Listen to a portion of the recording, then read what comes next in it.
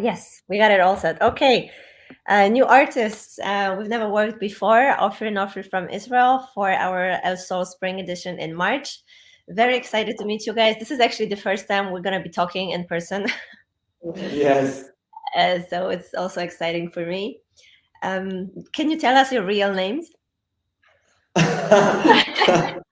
Okay, It's actually it's a revealing. It's a revealing, right? Yes. Okay. So it's Reveal the secret now.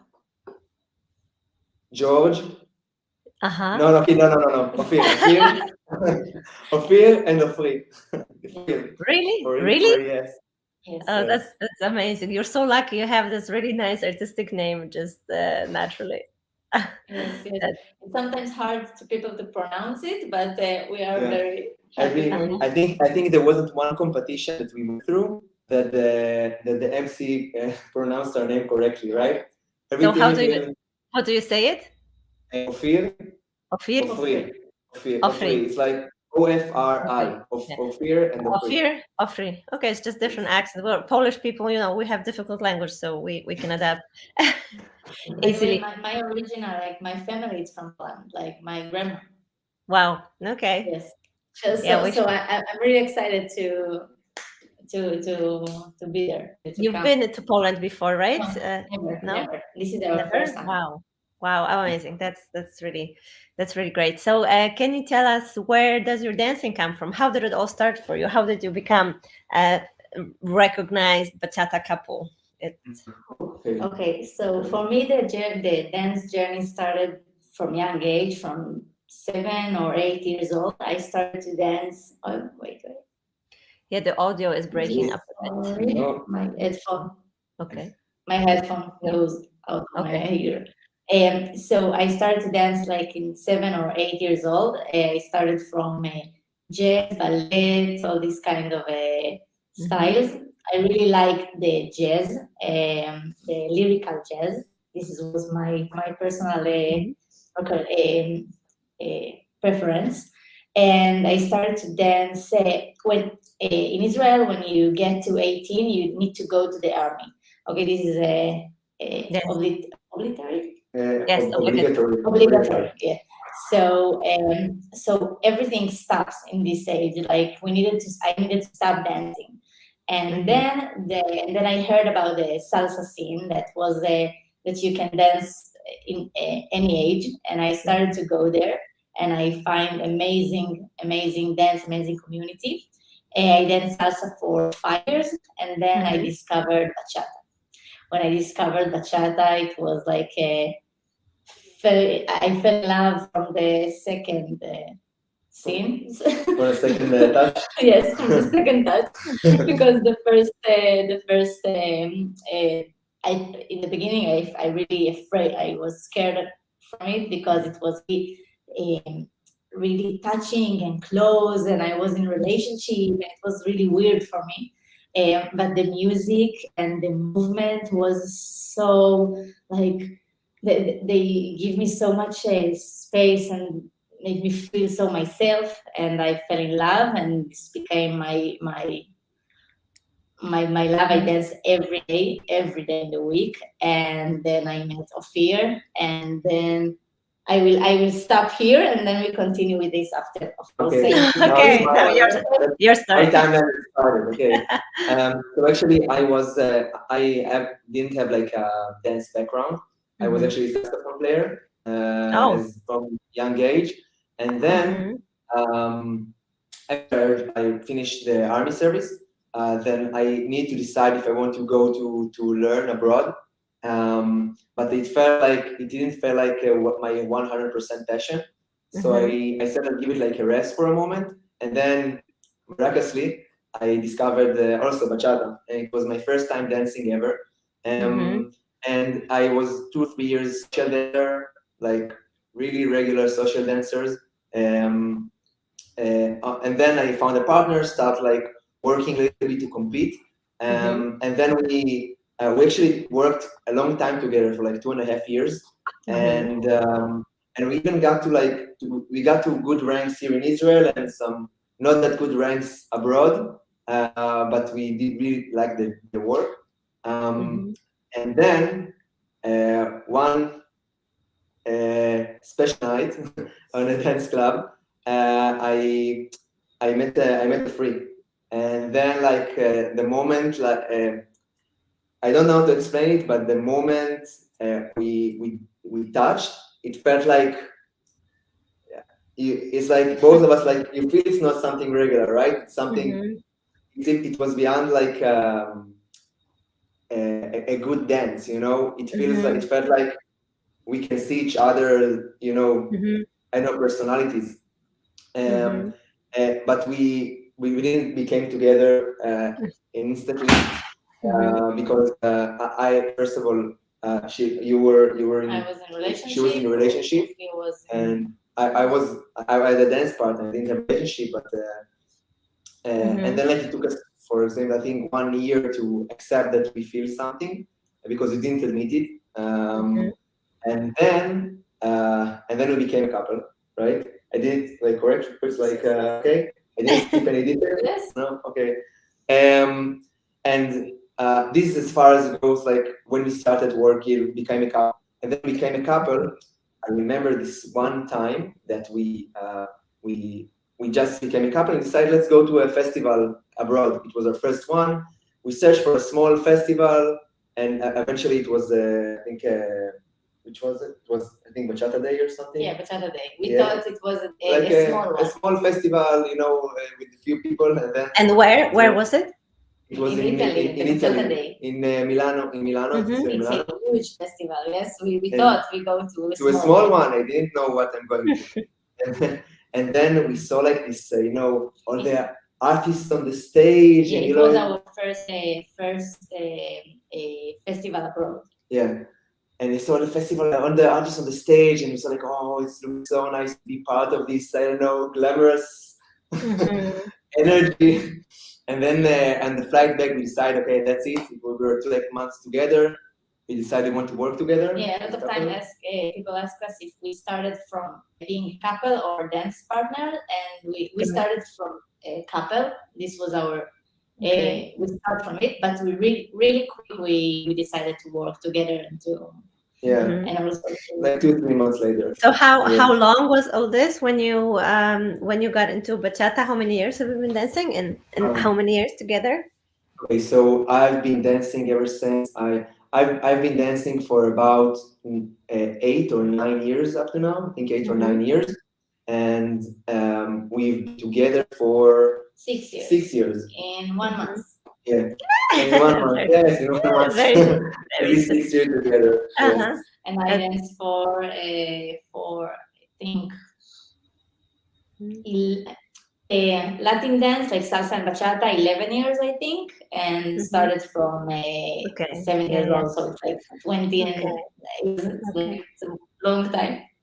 Okay, so it's a beautiful story. I think we could explore here the subject of relationships in dance. You know, it's a lot of people want to know. They ask sometimes, is it possible to be with someone from outside of the community, or what challenges you face when you're with someone in the community, or even working together? So maybe you can share your thoughts on this. Yes.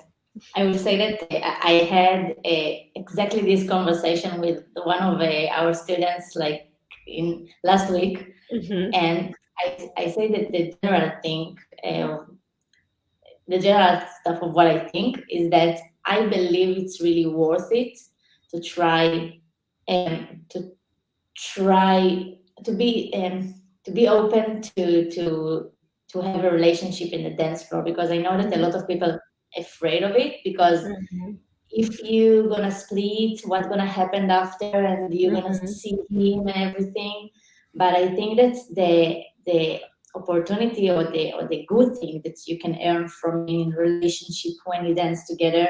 It's so much more than you can lose if you are losing someone, or if you are splitting from someone. So it's worth to try and to get it. Like you have like so much more to gain from this, because I think that I want like make it clearer than it is, because when you are a couple in a dance scene, it has its challenges, but I think that these challenges are actually like tests for the couple that to practice communication or to overcome together these challenges. It means like if it's like or it breaks you or it makes you stronger. And because the dancing, like if you compare it to other I don't know. I don't know how to call it regular lives. I don't know what I don't know what the term outside of dance. Outside of dance. Then what I was about to say? Okay. The relationships inside the dance, you have like a lot of interactions all the time with males, with females, with different people, and all these interactions are like you makes you grow as a person, because this is how you grow. You like interact with people. You have like even disappointments or success or doesn't matter what. And as you grow, your growth is accelerated, and you as a couple are accelerating with your growth. So everything is even moving much faster than regular relationships. From what I see, It's a and beautiful thought. Go ahead. And when you grow fast, when you understand things about yourself fast, it has challenges. You experience the challenges earlier and much more like intensely. But eventually, when you finish this process, I believe you finish much more happy with who you are, with what you search in life. And also, I read in a book that when you, a lot of time, what really connects between couples, it's not even the passion, or it's not the passion for the years. It's like the goals, the same goals when you are do the same activities, the same pretty much the same goals, okay, in your life. So if you are being together in this, it's make you be together for a long time and really connect through your life. What's that passion sometimes not hold it for a long time. So when you have this dance together, what everyone that dance know how much is important in his life, and you can't like give it up for like not going to dance now for 2 months. So when you do it together, it really can make your life being in the same line. Yes. Let's say it's 100% will work, but if it works, it's not. I had a relationship that doesn't work. And I will ask you about the challenges in a minute. I just want to thank Eddie here, who is commenting and listening to our conversation. And guys, feel free to ask questions. Ofir and Ofri are here for you also to share. But I would like to know specific challenges that you have overcome over the 6 years, or maybe some that you haven't and you're still struggling with. Like, give us an example. Challenge that we in your relationship. Okay. Whatever it is first. A challenge in our relationship right now. I think that sometimes jealousy is something that happens. I'm jealous a little bit more than so Ofir. who is? So is it that Ofir is jealous of you, or you're jealous of Ofir? Okay. Connection. Okay, we're here. Sorry. Okay, sorry. No, it's not connection. It's the airport asking us stuff. Okay. I just now bought the airport for the first time, so it's still still new. It's still new. I think it's jealousy. Sometimes I jealous a little. She's the jealous part of the relationship. Okay. Not so much, a little bit. A little bit. But yeah, sometimes it's happened. I think it's happened more when sometimes we don't have enough, because we're working together also. So a lot of time we spend a lot of time together, but some of this time is related to work and not for a couple time. So when there's a period of time we feel we had less time together, like to be a couple, so it's the time that the jealousy can came up. But this is also something that happened to, I think, every couple. But here in the bachata, it's more like So you then can see it when more from. when he's dancing with another lady, or close or long, then you feel jealous that he's not giving that attention to you, or yeah. Sometimes you can feel that if you miss sometimes the connection, so you can feel that when he's connect with someone else, it can feel like a threat for your Okay. Okay. for your safety. So this Mhm. is what sometimes happens. Mhm. For me, for example, But then okay. then we spoke then we spoke about it, and it's make us every time it's Yeah. happened, it's make us more strong. We can Okay. understand like what happened, what we need more one of each other. I think it's most of the time not something that just one part feels. Okay. I feel this, but before feel other things, and like Okay. That's so nice. You guys should be giving couple advice. Yeah, I'm interested. Let's hear now. Let's hear now, Ofir. Okay, so for me, for example, I think it's something that maybe a lot of couples in the dancing field. A lot of times, when you are becoming a couple, there's the one side that is more experienced from the other side, like more advanced dancer, or has like I don't know. And for example, with our situation, Ofri became much more experienced than me. She was dancing for I don't know how many years before me, and I had to like to push and to level up myself a lot to like to meet her start or sometimes expectations or my expectations that I imagine that she has. And I think that something that a lot of couples might experience is that the other side is less enjoying to dance with you than with other people, for example, because you're mistaken for thinking that she already knows what you're doing, she already is used to your dance, and it can make you like feel a little bit insecure yourself when you're dancing. And of course, everything that we say, it comes down to it's a simple, it's not that simple solution.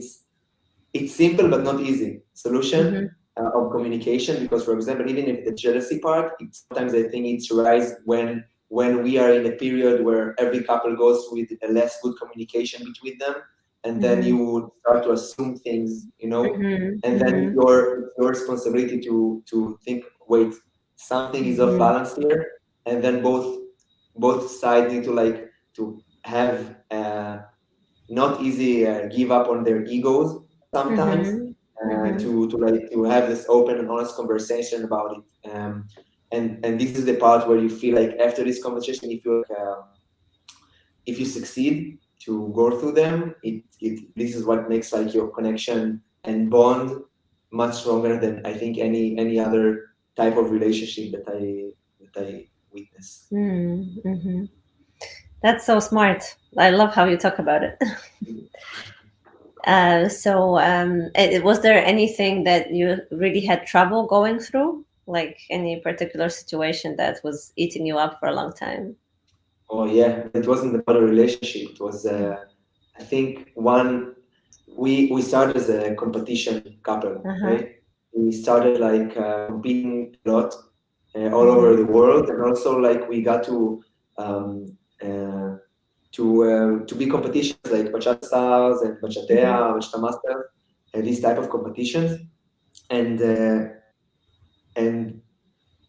the thing that made us like that rose our name was the competitions. We started like as an Israeli couple. We got to the world finals of Bachata Stars in 2017, and then we got like for the first time we got on stage. No one knew us. We were like little kids in blue out costumes, and we got like third place in this competition. And then from there we started like traveling. This was like our big break, and then we really wanted to get to this. Being world champions. This was like something that we wanted to put on our forehead when we started working together. This was like our first goal. We want to be like world champions and to travel around the world. This was like our dream when we started. Like I think every other couple that also starts. No, the dream was to travel the world, travel the world, being in festivals, teaching in festivals, performing in festivals, right? And the way to achieve this was a competition. Yeah, but I think what happened is that we put so much importance or focus on or we defined ourselves that if we are not world champions, we have no worth. Okay? This is what we depend on. This is what our depend on. So we won the third place, and then we did 1 year of work, and then we got the second place in the second year, and then we got to the third year at Bachata Stars after much more experience, much more into it. We did our absolute best, and so this is time. This is our time to take the trophy. And we got to 2019. It was just before COVID, on December 9th, 2019, and we got to the competition. It was in Moscow, I think, in 2019, and we went. We did our thing. We performed. We felt I think relatively good, and then we went up on stage, and then there was the announcements. Okay, and then they announced in the third place from Spain, blah blah blah. Okay, and second place from Spain, blah blah blah. And I'm standing, stretching my chest, ready to go forward. I think it's mine. And then I hear for the first place. Whoa! I didn't hear what he said. And then I see someone in front of me do this with from front. And then I felt like I'm in a different reality. I don't understand what's happening here. Everything I planned, everything I wanted to do, what's happening? I don't understand. And I think this experience of it's not that we didn't, we were ranked much lower than we ranked in every other competition we took ever. This was a big blow for us. And it was also this type of experience. It eventually we learned to be thankful for it, because but it was a long process for both of us to not be dependent on this experience to define who we are and our self-worth. And from this came a lot of good things. I think after this competition, we said, okay, what we're doing now. And then our idea for Biba Chat Online, we have an online school that we have. It started there. This idea, it was before online things were in, before COVID, and so this idea came from this. We had much to thankful for this experience, but this was a hard one for us, for example. Okay. Let me read an interesting comment by Eddie. Many people go to competition world because it's a clean path. It's very difficult to find authenticity without a path. Can you read again? Yeah, read it. Yes. Many people go to the competition world because it's a clean path, a clean road. It's very difficult to find authenticity without a path. It's very hard to find authenticity. Your style, your identity, your authentic, without a clear path. That the competition gives you a certain guidance. This is how you do it, right? You know what you have to work on. But I will say that this is an interesting comment, because for me, I right now I feel the opposite about it, but I really thankful to competitions, and I think it's good for certain of people, and I think you really need to choose smartly the competition you want to go to, because sometimes when you get to competition, you are trying to become or to go to be in the standard of something that or someone else or some and it sometimes makes you avoid the part of yourself or be disconnected from what your own style, because you're so trying to please someone else. To fit the box that someone else wants from you. And I think it gave us a lot of experience, because it's really, we worked on our technique there really hard, and we became really technical. Like, our technique became very high thanks to the competitions. And later it allowed us to do many things. But in some other places, it's really made us think that bachata is it's something really specific, that's a little bit, that when we get the lower place in the competition, it's we understand that we need to explore our own style, and to give it like a chance, because this is the reason we didn't get the competition. It's not because our technique, it's not because our what we did on the stage, it was because it's not fit to the competition. And it was really shock for us to be, in one hand, so good in the opinion of all the people, also for ourselves, and in the other hand, not to win. It's like it's very opposite, and it took us a lot of time to process it, and to understand. We need to understand our own style when we. So I think what the freeze is saying is that when you are doing competition, you have like specific rules that you need to follow, which is okay, right? But eventually, when you want to explore yourself, okay, you for us it helped to get out of these boundaries, and then eventually build a show that was. We didn't do it even on bachata song. We did it on like a Queen song. Wait, I saw that someone yes, that the sound is. I think yeah. Ofri's you're breaking up a bit as you speak. I don't know. It's because Ofir, you're Ofir. Ofir is the masculine version. Your sound your sound good, and Ofri sounds like maybe you need to get closer. No. I don't know. Wait. Okay. I know. Let's switch spots. Then you'll be closer to my mic. Okay. One moment.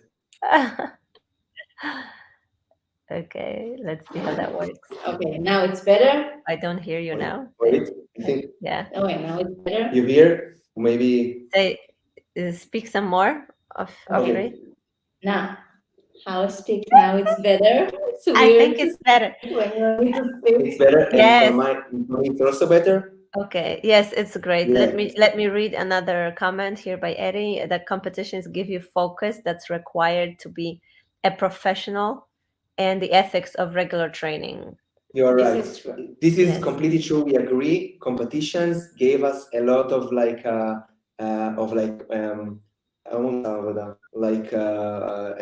discipline and the aim, something to aim for. We wouldn't have worked as hard if it wasn't for competitions. We are so thankful for it. Can you tell us how many competitions you did? Do you remember? I mean, don't count now, but I think it was over 10, 12, 14. Okay. 14 maybe. Okay. Yes. Yeah, around 14 competitions in these 3 years. Yes. We have a very general question here: how to master bachata? Okay, listen. The $1,000,000 question. Join their online school. Yeah, come to El Sol. Come to El Sol. Festival, discover. Okay, this is okay. I will answer this seriously. Okay. Okay. I tell you what. The question is, what is your goal?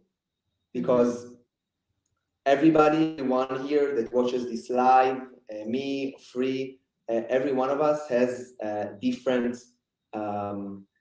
I'd say goals or feelings that you want to feel about himself when he's dancing. It's about like how you feel, like what is to master. To master for me is different from master to you. You know, for someone to master is just to have fun, feel good about himself. I think it's like this common to every one of us. And there's this one that's like, I just want to feel that I dance freely and comfortably with the other person. And for me, this is to be like top level master. And the other one will say, I want to feel like when I dance alone, that everyone looks at me and like, and I impress myself. I look at myself in the video and I say, wow, I'm so good. So you see, everybody has its own goals, and I think that if you just ask yourself, what do I really want? How do I imagine myself dancing at my best? What I see in my mind? When you recognize this, you can start to look for the things that will complete this complete dancer that you want to be. For example, I want to look like these guys that like has these beautiful hip movements. Okay, so I better like find a way to work on this. Or like this was our this was our challenge. Yeah, for our example, when we were in competitions, when we won the second year, when we got 1 place, we knew that our Achilles heel, say it like this. The weak point. Our weak point was our hip movements. So all the next year of the bachata, hip movement of the bachata, because we say it in our workshop. We are from Israel. We are not like Latin with all this. With all these movements. With these movements, it's not natural to us, you know. Yeah, we need to work for it a lot. And this is why we are so passionate about giving it to other people, like to teach people that don't know how to do it correctly and good. Yeah, because we went through this path, so we know. Okay, guys, we did it. It's possible. It's possible. You can do it as well. I think that this is what that made us continue for 3 years in the Bachata Stars, to really achieve this kind of movement and essence of the bachata. So what class would that be? So for you guys to be able to teach that, let's make it a thing. Yeah, okay. Yeah, we did. We do it. We do it in also in festival. We'll do it in El Sol as well. We'll do a class for like to master hip movements. Okay. We get this also in the online, so you can do it also before and also after. To practice and then come to El Sol where you're like already warm. But we have like a class of 1 hour. That what we do is only we break down the hip movement and the hand movement that follows. To understand where it comes from, because yes, but the important thing of having this, it's also practice. Yes, so it's not also you need to learn how, but then you need to practice it a lot. I have a question here. Let me just scroll up. DJ Alejandro is sending a lot of love to these people. Okay. Ilana is asking, how does your daily schedule look? Any changes in nutrition? Any additional exercises? So you're talking only about like the dance part. Our schedule is like changed a lot. Yes, all the time. Okay, so from the dance point of view, it actually goes. I think that every period we have like different goals or aspirations that we want to achieve. So this is what we work for. For example, there was when we were in competitions, then we were really into like building strength and building flexibility for her. So we go every day. I would go to the gym. She's going to do like 2 hours stretching, and then we do rehearsal. It was really, really intense. Really also intense on the body. But after a few years into it, then we decided like we were finished with this phase of like achieving more and more strength, more and more flexibility, and we focused more like finding what we would love to see in ourselves, like we talked about before. What is to master bachata? So what we do now, we also have we do the gym like 3 times a week. We woke up at 9:10 in the morning. Yeah. We tried during the corona. We really tried to wake up early, like 7 or 8 a.m. But it stops after the COVID ended, because all the bachata scene is at night, so we can't go to sleep early. So we are talking about like our like daily schedule, or like dance? What do we want to talk about more, like what we do for dancing, or what we do for in our life? Both. Tell us. Both. Okay. Okay. So we woke up. We really try to eat breakfast outside in the balcony, and to read something that we do right now. It's to read a morning. Like a morning statement. We have like this daily routine where we wake up, we go to our balcony with a coffee and breakfast to chill, and then we we have like this list of principles that we want to be ourselves as persons. For example, things that we stand for, or like to remember, like be proactive, or be, you know, like be honest, be honest, like confident, be like and read it every day. To it's not like it's a list that meant to when you are facing this situation. It's like, okay, I said that I will. I said that I will be calm even in stressful situations. So let's practice it now live. Yes. So this is what you do. Later we miss it sometimes. We are doing like 10 minutes of silent meditation. So we take time to breathe, which is super important for us, for me actually. And then we do a workout. Or if we don't do gym, then we do like 3 minutes of releasing the body to open the. This is something that I think is important to everybody, dancers and not dancers. To even if you are working out, not working out, when you get up in the morning, do like 5 to 10 minutes of like moving your body in some way. It could be also dancing. It doesn't matter, because it vitalizes your body, it gives you energy, and it changes the rest of your day. I'm glad I have Ofir, because for me it's like it's harder to take myself to do like just releasing without a purpose. I need really goals to do things, and when I don't have goals, like in the gym, okay, I now work for something, but when I need just to do it for my body, I'm thankful I have Ofir, so he can take me to the nice. studio. After the gym, we usually have like a work day. We are like we become office people because we have also school in Israel and also an online platform, and you know, many more things. So we have online in the Instagram and media and all this. Yeah, so we usually have like a few hours of like working on like on computer. You know how it is. And later in the evenings, some days if you are fortunate enough, we have days that we can take for ourselves to eat dinner in front of the TV, and then go to sleep early. If not, we meet with we go to our school to see our instructors, or meet with our team members, or go dancing. For example, tonight we think we'll go dancing, because later we talk about the scene in Israel, which is incredible. We recommend everybody who wants to come here and dance. And then we go to sleep, hopefully early. It doesn't happen enough, but really try to go to sleep pretty early. But as for dancing, and now I'll go to the other part. Now what we do to improve our dancing is to understand what is our personalities in the dance, because when we were and this is something that I think that everybody that watches this live, I would really want you to remember.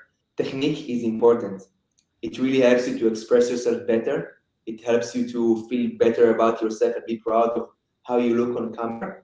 But make sure you're not enslaved to it, because sometimes you put so much importance to this part of dancing, which is only a tool to express yourself better. Okay, and it's important tool. Yes, it's important tool. It's important tool. But the dancing is not only. It's not all about this. And what we do now, we do it week to week, is to we dance and we try to figure out what we like, what is my creativity, because every one of you is special.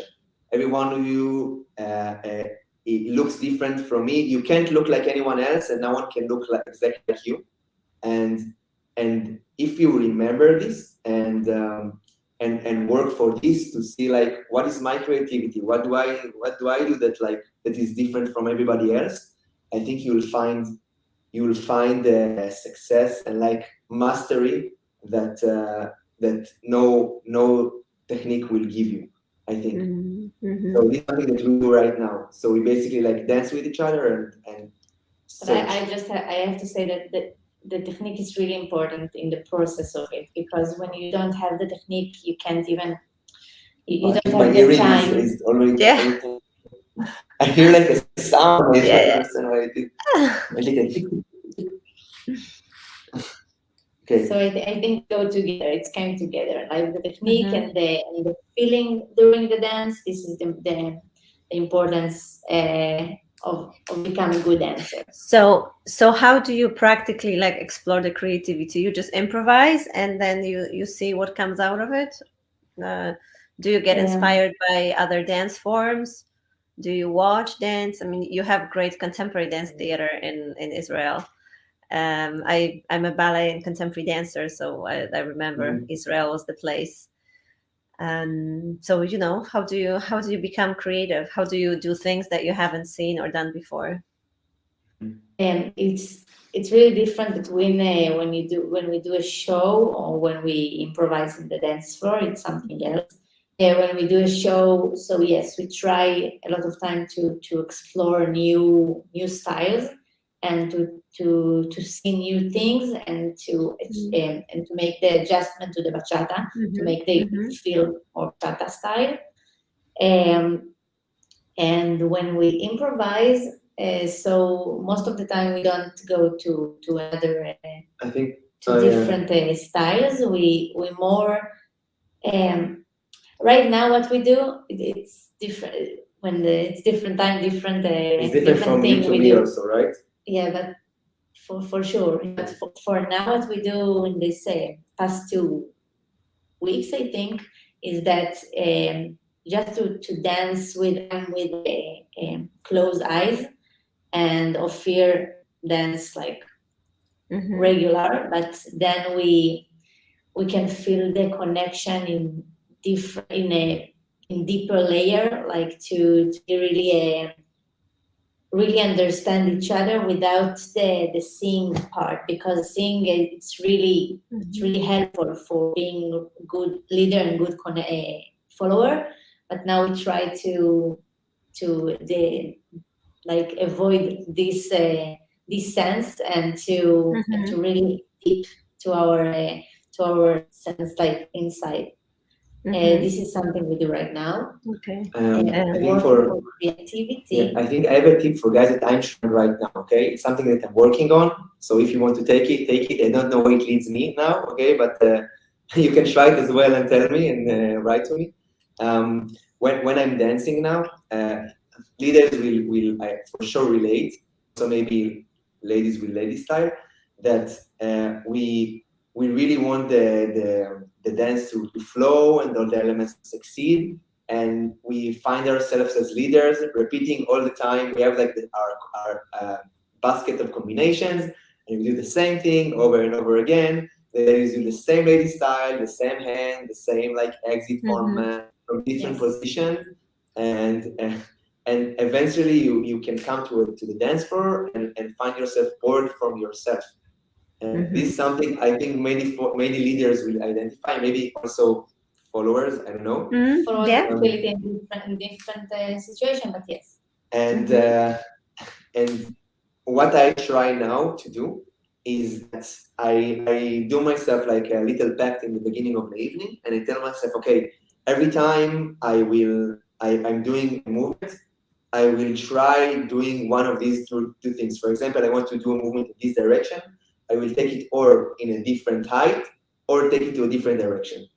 And then like when I come to do and then I go to other direction, it creates something new and different. Like, and then you feel, even if it's something you did before, it feels like I created something new just this moment that I didn't intend to do. And then it like gives you this feeling of like, wow, I'm in the moment. I'm doing now something which is, how do you say it? Uh, I think you understand. I just don't have the specific word to put there. But this is something I want you to do also for lady style. Yes, also for lady style. When I feel when I have a specific lady style that I do, I try if I feel that the movement's gonna be the same, so I try to do something else in the end of the move.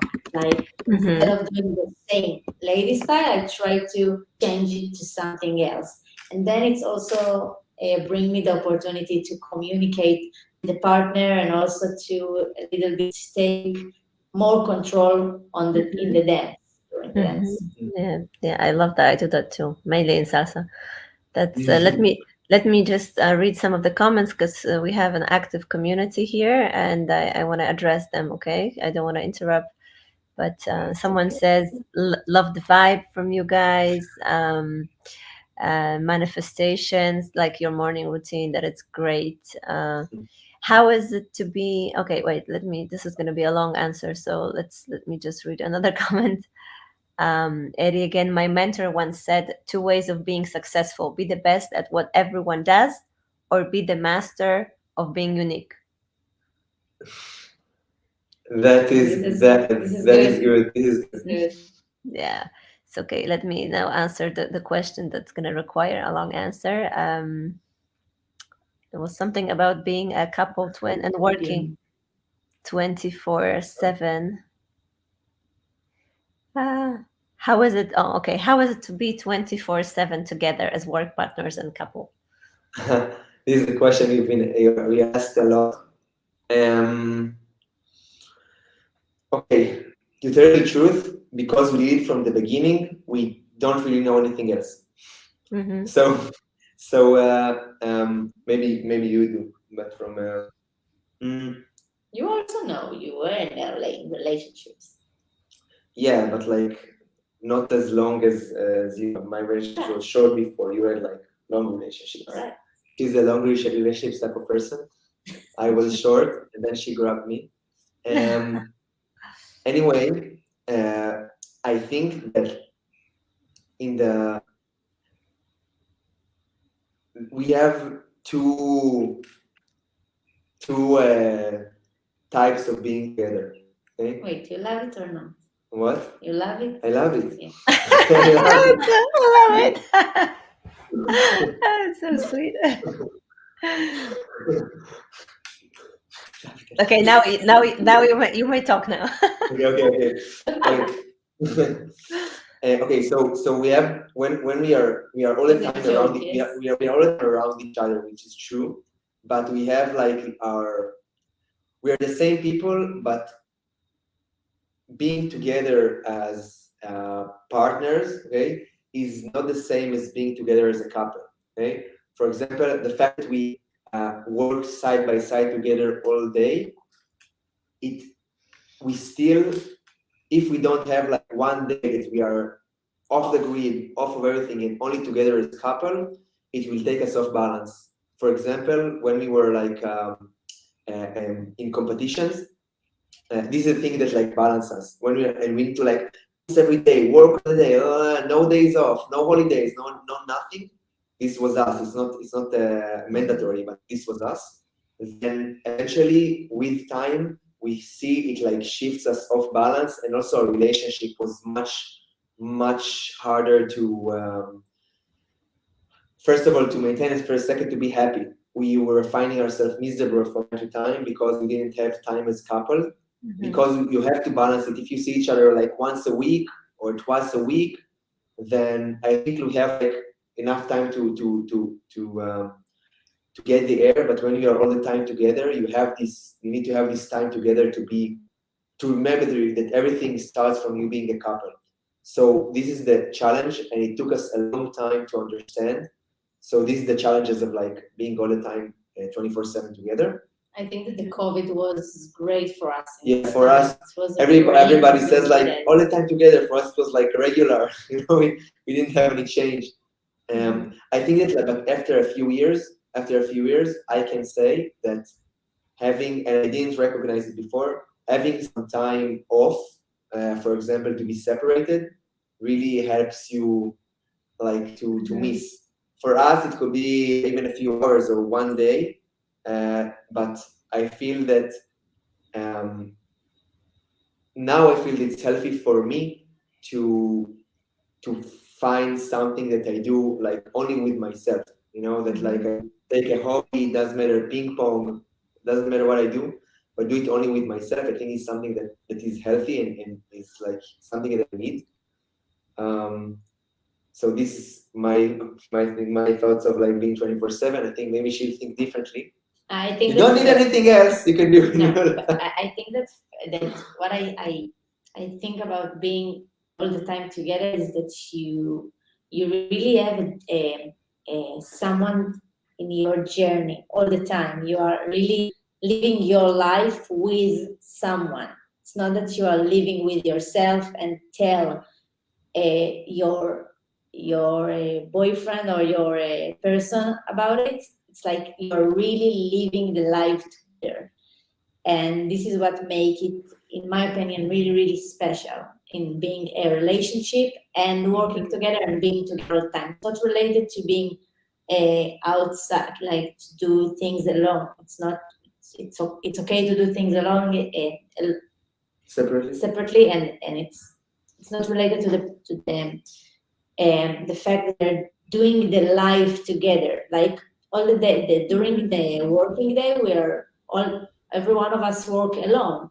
Sometimes in the same room and sometimes not. Sometimes someone needs to go to do this thing or other things, but you really make everything together, and it's make the life even easier, because even when we do the dishes, it's like, and the other person doing something that's related to your life, like make you progress in one direction, you feel it like you're doing now the dishes with passion. You are working, you are now, supporting. yes, you are supporting, you are now helping to achieve your goals during the dishes. It's adorable. I love that. So yes, it's really nice. This is what I think about it. I agree 100%. Oh, what should I be doing as a young dancer? What should I be working on and mastering? I'm 16. Whoa! First of all, Wow. I'm so happy for you started at 16. I wish I would start at 16. Wait, I read this comment one more time to see that what should Is I it do as a dancer? a What guy, should a be- guy or girl? A boy? Can't tell from the picture. Yes, Okay. it doesn't matter. You can So comment us. You're a guy or a boy. I can see from the picture. But anyway, I will tell you, and I think it's something that I said like some time ago. I think is the first to ask yourself what your goal, what do you want. Sometimes you say this is your goal, and then you find it's not your goal, but this is something you want to ask yourself. You want to be like a pro dancer that wants to conquer the world with tens of thousands of followers and to travel the world, or you just want to be like this dancer that everybody enjoys dancing. I think it's something that you need to ask yourself first, and then when you know what your goal is, you can. When you know your goal is, first of all, I think it's something about the universe. When you are sending something, I want something, you'll start getting like from your outside surrounding the things that will help you complete it. For example, if you say, okay, I want to improve my technique, sometimes you'll just start noticing the things that will help you achieve this goal, or the right teacher, or the, I don't know, anything. So first declare what you want, understand what you really want to achieve, and then ask a question to people that can help you. Wait, I give you an example, okay? So it won't only. If you want to write, even if you have the answer for it, so you can write it here and we can answer. I'll give you an example, so we're only on like talking on the air. Okay, so you decide you want to be like a top performer, to travel the world and to give workshops, and you decide you want to do it with a partner. You want to do to be a solo dancer. So first thing you need to do is to find a partner that, first of all, you like dancing, but the most important thing is that you connect as a person, because eventually it doesn't matter how good you are as dancers. You need to spend a lot of time together, so you need to find somebody that connected with personally, okay? That you want to go to this journey with for the long run. It's even more important than the dance level. Yeah, because then you improve your dancing, okay? But you need to connect personally. Okay, so this is your first step to start aiming for this direction and find someone that will enjoy this road with you. And secondly, okay, so what is the first goal? Maybe you want to build I tell you what we did. We build the show, first of all. We build the show, then we put ourselves on stage to see if people like it. And then we start showing ourselves, we start to find places to teach, okay? Eventually, in the beginning, we were not that good teachers, I think, but you improve with time, okay? And then you start teaching in schools, and then you start to find yourself, or maybe to search for a work competition to participate. And this is like milestones you put to yourself along the way, and then you like conquer them one by one. And then you say, my next goal is to go to give a workshop at a festival. You know, it doesn't matter. Maybe I'll do it for free for the first time. You know, and I'll pay everything. I'll just go give the workshop. You know, but just that, like, I will get this experience, and you conquer this, and then you build experience. You build. You need to open an Instagram page if you want people to recognize this is something you need to do. And then you put these milestones and like things that you need to achieve, and this is how you build your career as dancer, you know. So I saw now in the comments that she or he write that they have a partner and they work already and they want to become a very famous and big couple in the social media and this world of dance. Okay, it's a good goal. It's a good goal, yeah. Amazing. Okay, so I think I just said like most of it, but I gave you like the general idea. So I think you could just like sit together, write your goals, you know, and or what you aim for generally, and then like write simpler goals. Okay, not just for me. If I put like unachievable milestones that I eventually don't know how to get to them. So put your dream that you want to be like top dancer, you want to be the most famous in the world. And then like go back and build like how you can achieve this today in this world. Social media can make a very good impact on it. So open a page and start doing some videos, understand what is what you like to do, videos outside, maybe to teach and to start teaching in even small places, and to take videos from there and understand how to teach and what you want to give while you're teaching, and improving, seeing the video and see what you want to improve, what you like more, what you like less, and work on this on the studio. Mm-hmm. Okay, so and even to have like to get help from people that you appreciate, you know, that okay, he might be helping me to get to where I want, so I will ask him maybe to teach me, or to, I don't know, for his advice. Mm-hmm. This is how I think you should build it. So achievable goals. And if you want to speak with us after, you can send us a message. We will answer you for it. Yes. I have to disconnect that call. Okay. Sorry. Okay. Yeah, I'm back. Can you hear me? Back. Yes. Somebody dared to call me. So you mentioned something important also. Go teach for free, right? As an investment, because as an organizer, I get a lot. You know, a lot of people writing us. They're like, "We are artists. We want to be part of ELSO and so on." And then I look through the work. I don't normally accept any new instructors because it's a 5,000 people event, so I don't really take risks. But sometimes the work looks really good, and I tell people, okay, maybe we can find a place for you on stage if you want to present your work. And then I get immediately, I charge this, and I will never pay for this because I don't know the value of service yet, and I don't know how to sell this person's work. And so this is for me a dead end in terms of getting the exposures. Like that, it doesn't work that way. So what do you think? What is the way that works to get out there, to get the footage? Thank you so much for saying this. I think it's so important to hear this also from your side, which is amazing. Yeah. I think that like something that many people in the beginning needs to understand. You need to believe that you have something to give, or else you wouldn't be doing this. But you also need to understand the other side that you are approaching. Okay. Mm-hmm. For example, okay. Let me correct me if I'm wrong, okay?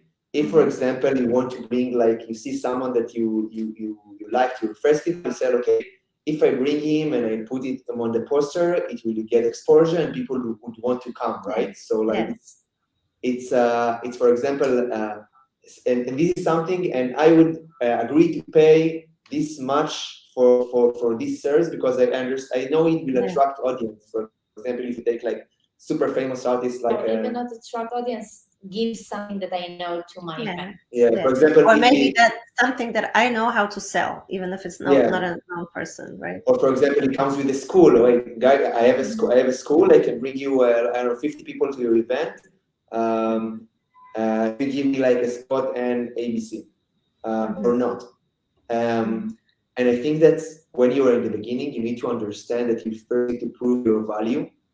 You need to first prove to the other person, okay, look, this is what I worth. So I also, this is a really sensitive subject, is to work for free, if to not. And I think you need to really be honest with yourself and to feel the other person and to say like, let me first show him that I have value. Even when you go through social ads, you have like advertisement.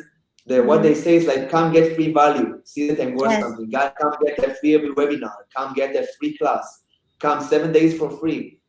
So I think the first stage for any one of us that wants to succeed is to first say like, let me first show that I have value. Trust me. When you see me giving this workshop, then you will want me and you want to pay me a lot of money.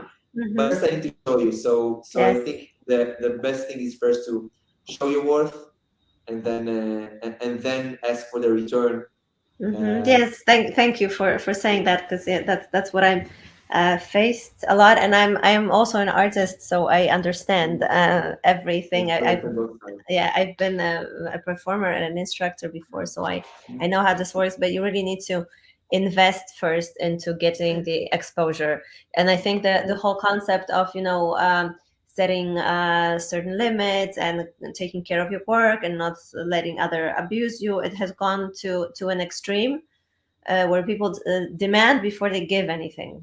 I normally happily pay for great work, but it doesn't work when you're trying to push onto something. Then like I don't want to take it. So it's it's a fair trade. It's like someone, hey, buy this sandwich. It costs 20 shekels, but I don't want a sandwich. So if you're asking someone for money, you want to give him service for money, you can accept that he doesn't want the service, and it's okay. I don't need the sandwich. I'm full. I just ate. Exactly. So that's also in the beginning of us. The same. We have a luck, or we work for it a lot, but we have a luck that after a short time we started to get invited for money. But before it, we go to do a festival also at the Central Week of Cadiz, of course, Judith. We went for free. Not for free. We paid for everything, full price. We paid everything, and we just did the performance there. We wanted to didn't even get the workshop, just to make people see us. Yes. We did it.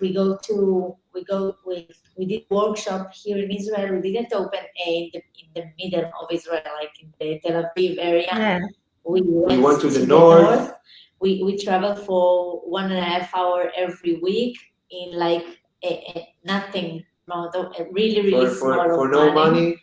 And like we did it for 1 year, I think, just to really start to get confidence, and to become better, and then we start like anyway. And also about the money you charge, also like to understand really how it fits to where you are, to really put yourself in honest place where you are in the scale. It's okay that there will be people more than you and less than you, but be really honest in where you are in the same moment, and it's give you the best. It's okay that you want to get to a higher place. It's okay. We all do all the time. But start for somewhere that you feel complete with, that you feel like, okay, I feel that like it's a fair trade, And then actually what we do a lot of time is like it's sometimes to give in less than what we believe that we are worth or want. We give in less of it, and then when we feel like, okay, we can't do it anymore in this price, or it's too hard, I don't want it anymore, and then we charge more. This is also an important thing, because when I feel that the moment when I go to somewhere, I want to feel like I want to give 100% of myself. That I feel like I get now this amount of money, and I will do everything in my power to justify that I'm worth it. It's like, and once you feel it's off balance and you feel like you don't want to give the 100% of yourself, then you need to rethink. But it happens after a while that you are never mind. Yeah. Let me read some of the comments. This is very, very valuable input. I love talking to you. You're my kind of people. That's great. Eddie is saying give, give, and then eventually ask. Yeah, this should be the rule. And then he comments also on the numbers of a soul. Even if it's a free service, it's technically not, because the professional is getting 5,000 people exposure. So technically, you're paying a very high price. Yeah, attention. Yes. Thank you for the advice. Yeah. So yeah, I just wanted to address this. So guys, tell me, did you have any other careers before dancing, or did you think of other careers? If you didn't dance, what would you do? Okay. Yours is much more interesting than mine. Yours is. I studying electrical engineer before I became a bachata dancer. Okay. And I was I did like 4 years of studying, and I completed the degree. I started to work for 1 year during the school and 1 year after the school. Mm-hmm. And then I decided to leave everything and to take the chances. I took like unemployment like a fee. I don't know, fee for like a few months, and then we started we started to work on the dance. We said, okay, we are getting now any job that's related to dance. We were dancing in puppets. Yes. We were doing absolutely everything that's related to dance. We were uncovered dancers in weddings to make people happy. We did everything. I was teaching like in a country club, old ladies dance bachata, like Zumba class, only bachata. Everything. So yes, yeah, Eddie is saying that he knew you're an engineer. The logic you have and the need of a goal, very, very engineering mindset. Yes, I have. I think I just in the last year, I really understand that this is part of who I am. The engineering part is something that I can use it, because this is the way I think. I think about what I want to achieve, and then I really reverse engineering to how I can achieve it. And it's something that I use in the dance. In the dance, by the way, I use it a lot, because I understand what I want to feel when we dance together, or maybe when we dance together. I understand what I want to feel and how it's supposed to feel in my head. And then I really try to understand what to do with our bodies to create it, what we need to do with our shoulders, how we need to stand, how you need to do the movement, and then we can really divide it to parts. And then after to give it, to make it accessible to other person. I think I'm more like I divide it to parts, and then Ofir. She's like the siege and the Nigerian. I'm the executing guy. Yeah, I'm like the. Yeah. So what's your story? Okay. So as I told you, like I was. I started as wanted to be a musician. I was playing saxophone for many years, and then after the army, I started to. You have this thing in Israel that after you finish your military service, you go to a big trip abroad for 6 months, and you save money for you save money, and then you fly and waste all your money, and for 6 months or more. So I started saving money. I was working in a credit card company in sales, nothing too impressive. And then I finished saving the money, and then I made a free, and then I took this money and bought a car, which we drive to this day. Yeah, we drive to this day. She served us really, really nicely. To tell you the truth, I don't think that I will trade anything, anything for what we do. I have no I have no concept because I can't even imagine anything else. But at the beginning, the freeing. We are so free when we do. Like we work all day. We don't have breaks for 1 minute. But we do on Saturdays. But but we are even then we are speaking about things. But we are free. We are free because we decide what to do. We decide what we want to do. This is. But to tell you the truth, when we started, then we said to ourselves, okay, if this dancing thing won't work, we'll find a job like in a desk, like to be like on service, work back to back, and we'll be happy. So we didn't manage. I said I will give up my engineering part. I didn't want to do it anymore, no matter what. I said maximum we will work together in the office, like day secretary. Yeah, being secretary in office. But Ofri, you're breaking up again a bit. Just careful there. So tell me, how does this? Because this army service is so special, worldwide, that you guys are trained. So how do you think that changes your culture, or how does it influence your discipline or your way of life? Because it's a really interesting thing, Okay, so I tell you the truth and nothing but the truth of the military service here in Israel. Okay, you have. I hope it's like a free country. You can speak about this. No one will put you in jail. It's a free country. It's a free country. We're close to Belarus and Russia, so it's okay. No, it's okay to talk about everything. Anyway, in the military service, you have 3 years for maybe change. 3 years for guys, 2 years for ladies. Now I think it's like a little bit more close, like 2.5 and 2.5. I don't know for sure. And you don't get like. How good are you in Krav Maga? Here's a question. Not good in Krav Maga, not good. No, actually, I did Krav Maga for like 4 years. I did judo for 1 year. I was very bad. My father laughed about me all these years. Okay, wait. Are you guys hearing me? She's not. I'm not hearing the sound. We're not hearing you. Yes. Okay.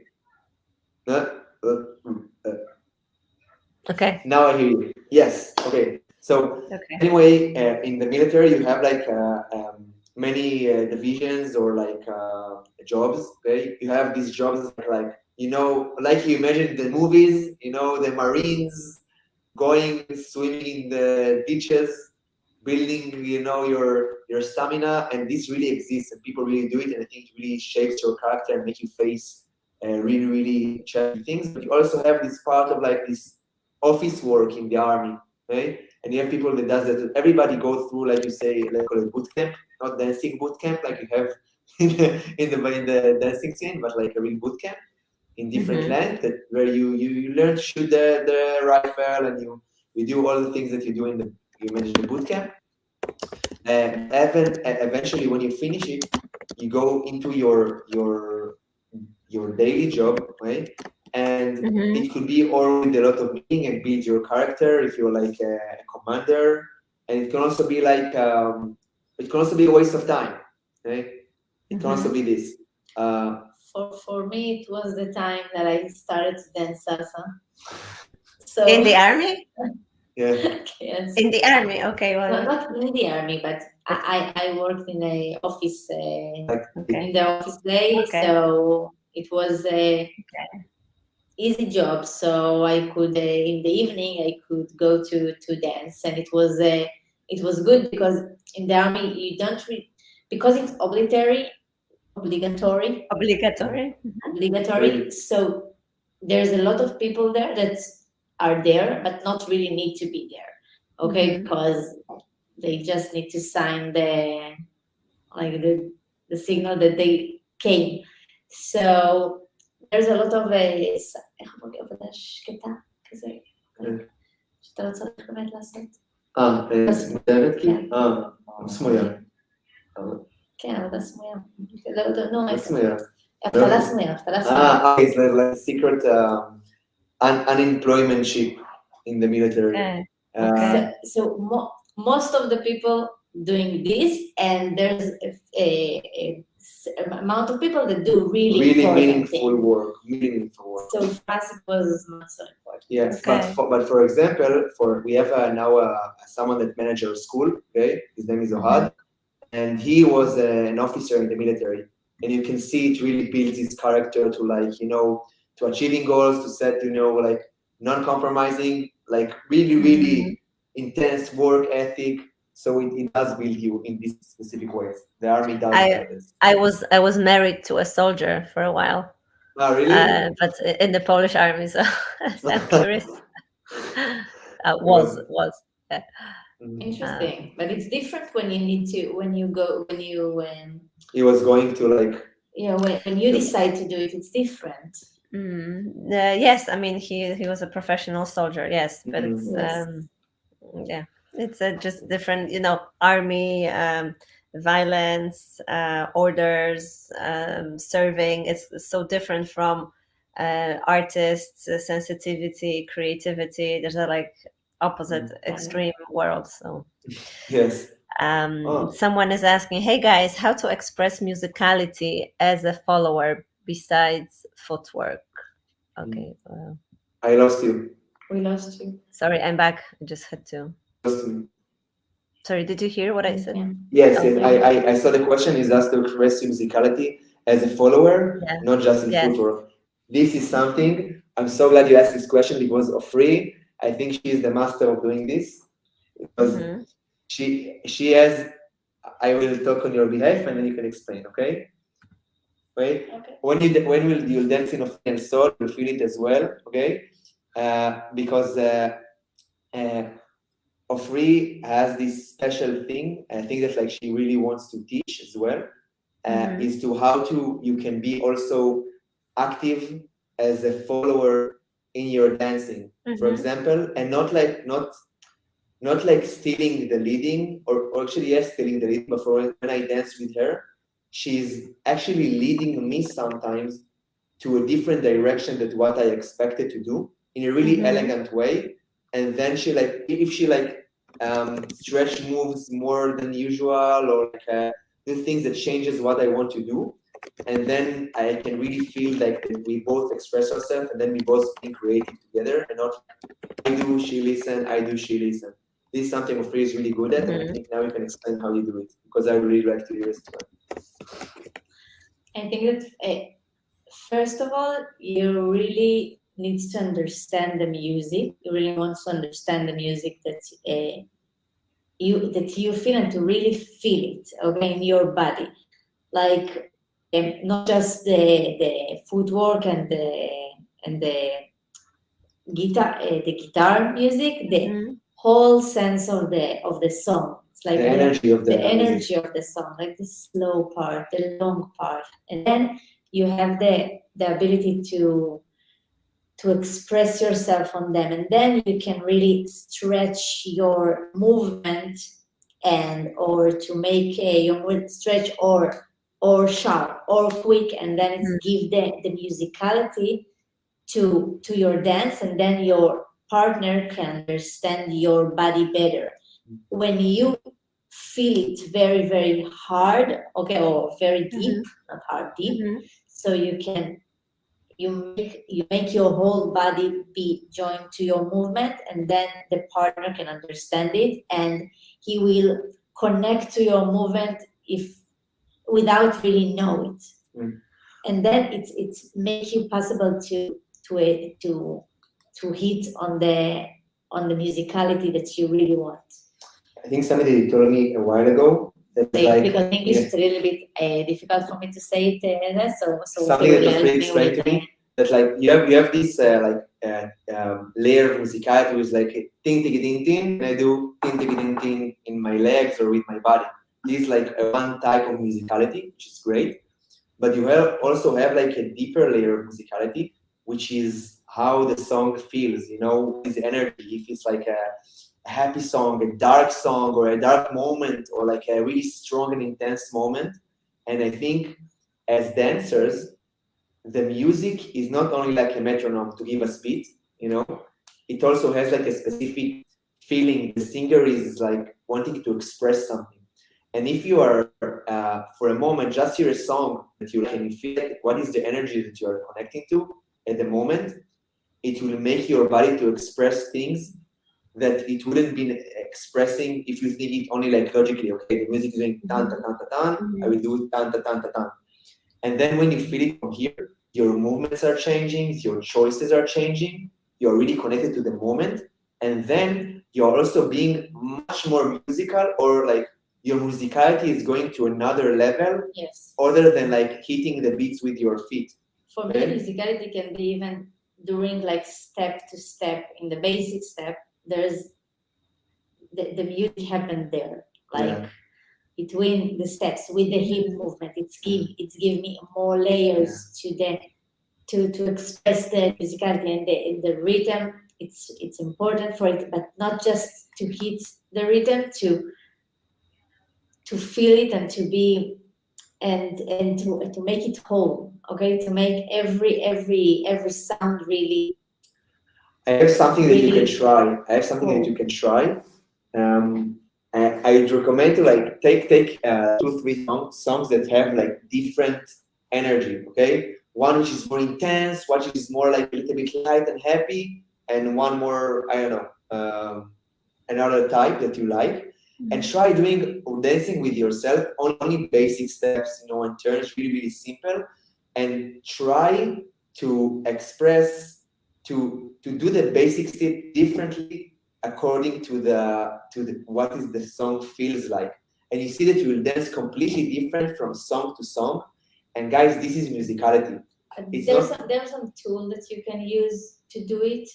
There's some tools that, for example, like the tools of being more grounded and more the movement will be more full and strong within your body. Like for example, if the song is like more if the song is like dark and heavy, then you dance more heavily, and if the song is more light and fast, then you will dance a little bit more a little bit more like floating a little bit more. And when you do this, you are expressing musicality in a different way that feels so right when you do it.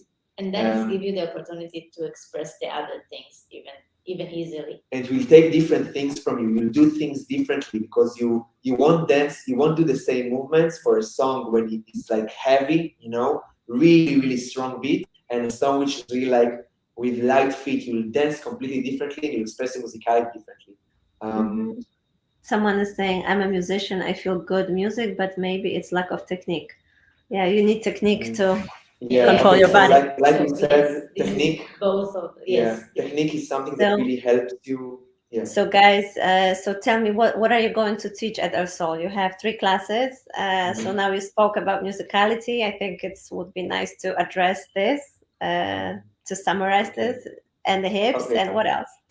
Okay, so like you said, we'll teach you how to do hip. Actually, we can teach whatever you decide. I think even you can like add a question with a lot of asking from people, and then we see what is gonna win. But I tell you for sure. Guys, can you just say what you want to learn so we can come up with a schedule now? Maybe our audience will comment. There's a question. If a student asks you what's musicality, how would you explain? Oh, this is a question. Okay. Musicality is energy, in my opinion. This is like in the field, in the big. I think musicality, but musicality, I think musicality is the moment that you are aligned with the same energy of the music. Actually, because musicality is like being one with the music. It can be in different layers. It could be like if there's a certain like kicks, or it can be like the energy of you and the music matches, you know. So and to be on the rhythm and so I think this is musicality for us. The energy answer is really good. No, you say the energy in a complete way. It's good. For example, if for example you have like a soft song and I dance like really intense on it, it feels not that it won't feel musical even if I hit all the beats, right? Right. So I think this is musicality for us. Yes, and so we can what we can teach. We can teach like we'll the teach you hip hit movements for sure. Okay, hit movements and hand movements. musicality. We can do We workshop do on a class, musicality. but not musicality. We do musicality of like how to The play, energy. the energy of musicality, and how to play, how to be musical as a follower, like you said, right? The different energy. Yes, but I think we will do the both of them, like Okay. the leader and follower. Leader and follower, Of yes. course. And the third one, what do you want to do in the third one? What do you want to do? What do you? I'll leave the third one to you.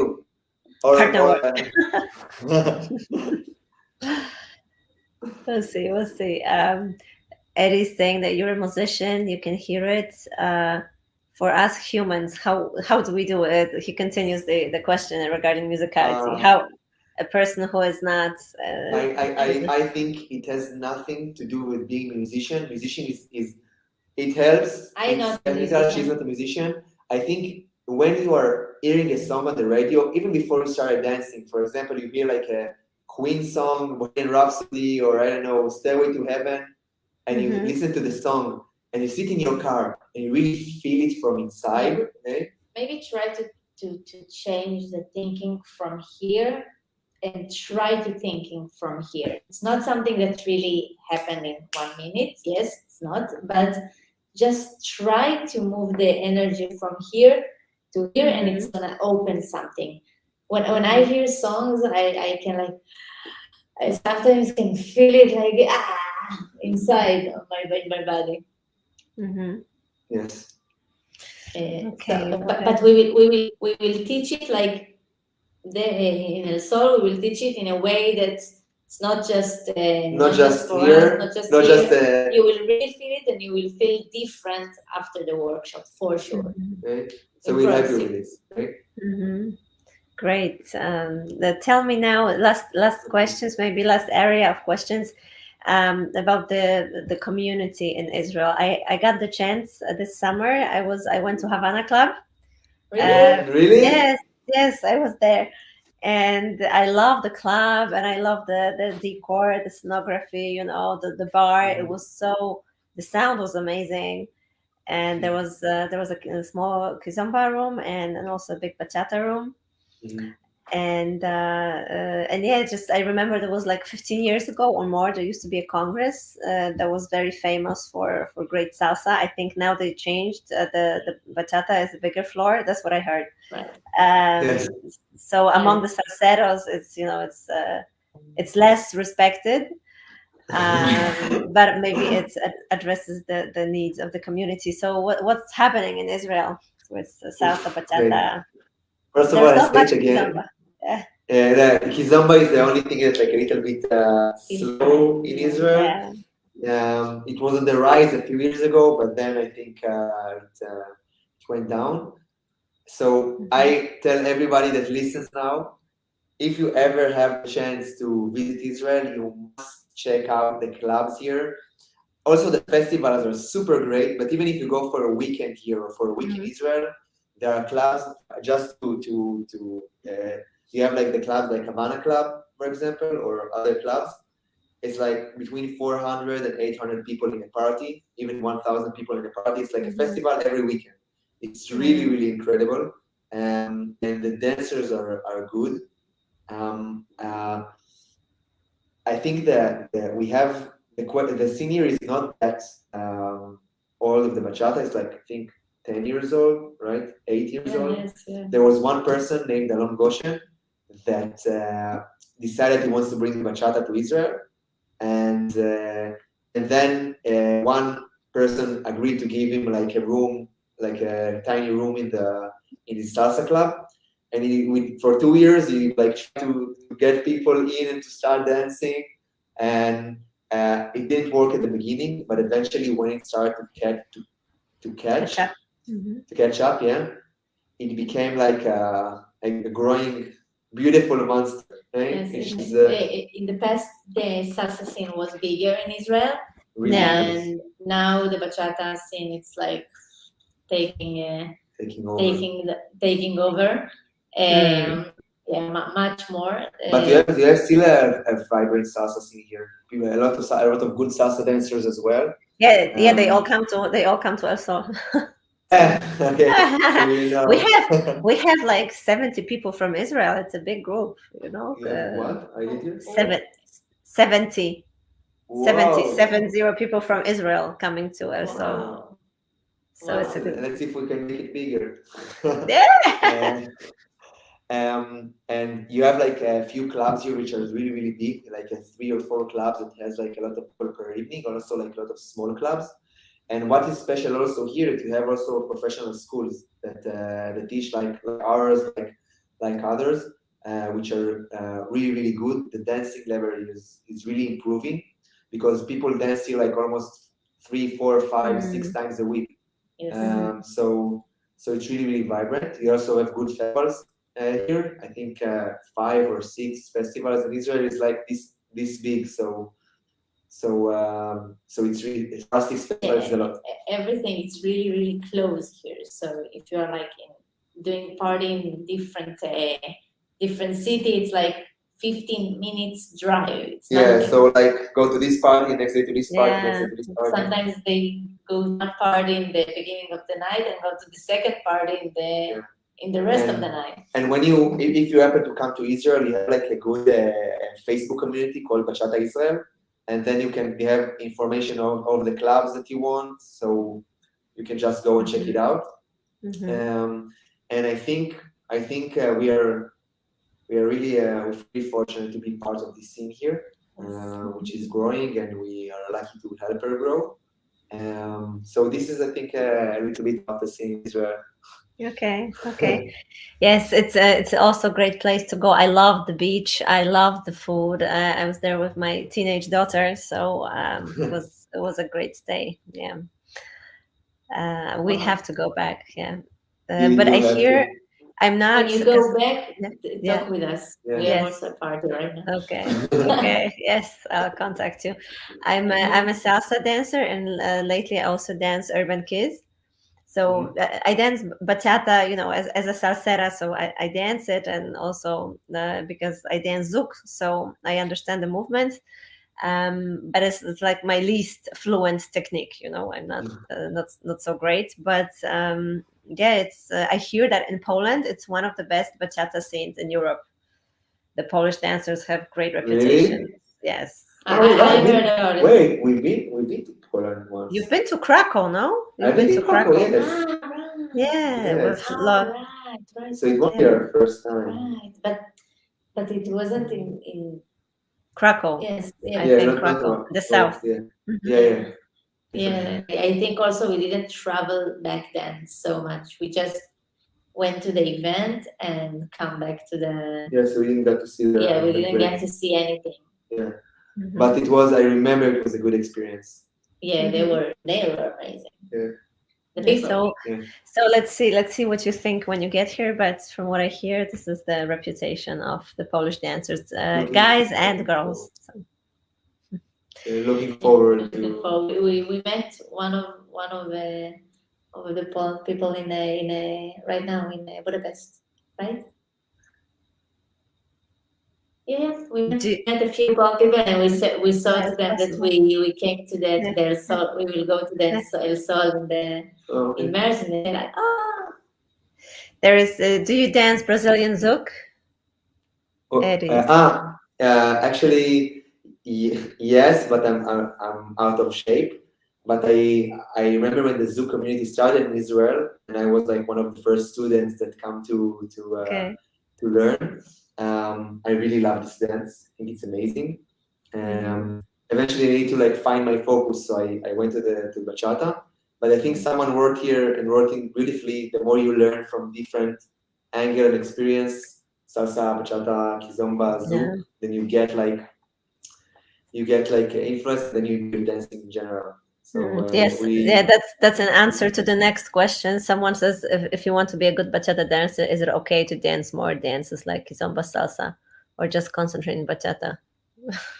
It's okay to dance other styles, and it's also good. But I do believe in focus. I do believe that if you want to be really good in one dance, so it's better for you to practice this dance, and then And later you can go to another things. In the beginning, to do everything.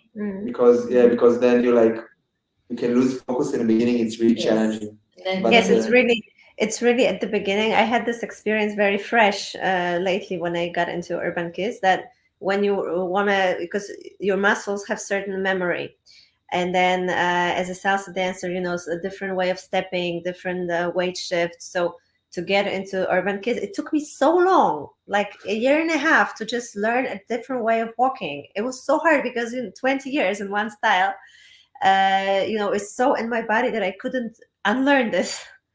But now that I immersed myself in the urban kids for a while, now I can switch between styles. Yeah, but and how do you feel? Do you feel it affected your dancing in general or in salsa when you learn? Yes, very much. What do you feel, for example? I feel I have a lot more inner control because the movements in urban kids are very minimal. So I had to control, and they are also, it's a bit like in a popping technique when you like tense your muscles, tense and release. So I have completely new ways of interpreting the salsa music, and a lot more like inside the pelvis, and the whole center work. A lot more control and stability. I used to think that I'm stable because I used to be a ballerina, but when I got into urban kids, I was losing balance all the time. I'm like, how can I be losing balance? I have so much training, but it's the weight shift. So when I got control over this, now I even spin better. I'm a lot lighter in salsa. I change directions faster. I work more my center, less the arms. So it's been very valuable. Love that.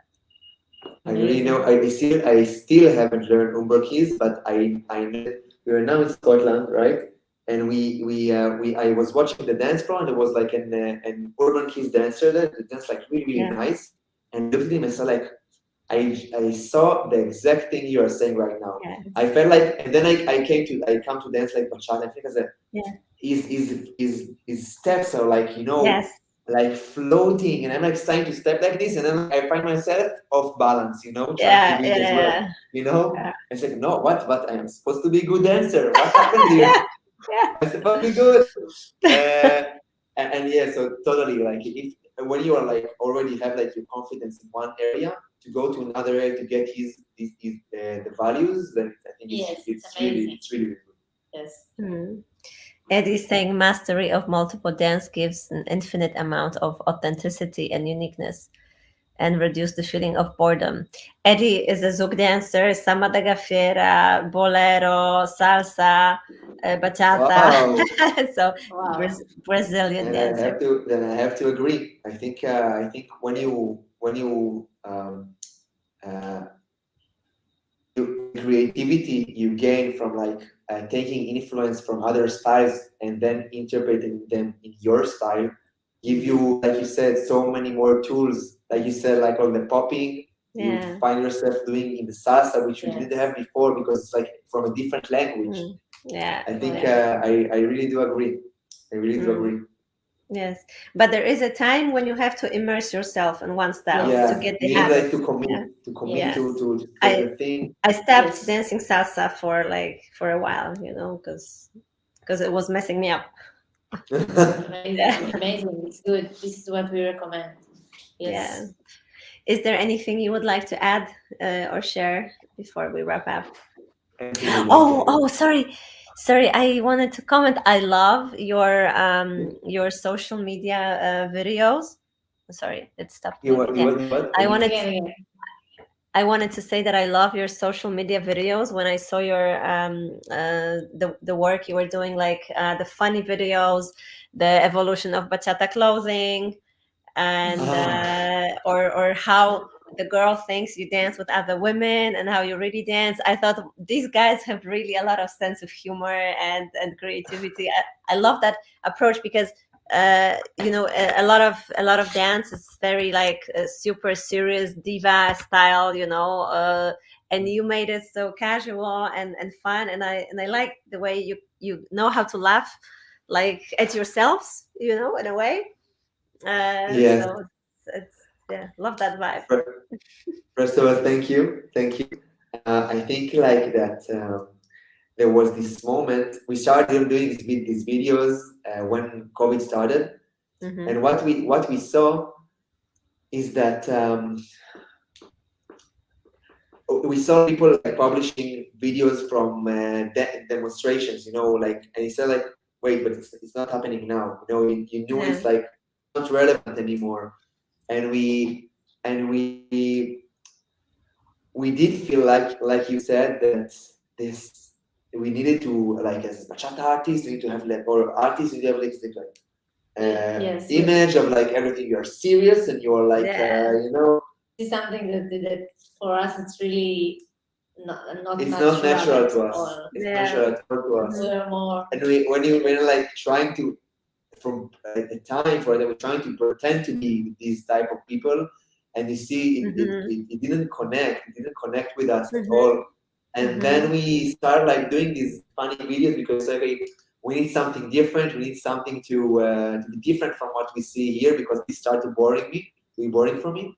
And then all the ideas started to come, and then we went to lots of cool ideas. Went to a supermarket and started to do like yes, this was the first one, right? yeah, and I think at specific point, I think all the world is going to resume doing this, because we stopped doing them for a while. Because at the beginning we said, the middle we said like, wait, but maybe there's something in the social media that we are still didn't figure it out, of course, because no one knows that you really need to be on the social media. You really need to be focused also on one thing, so the social media will understand who you are. Okay, the Instagram.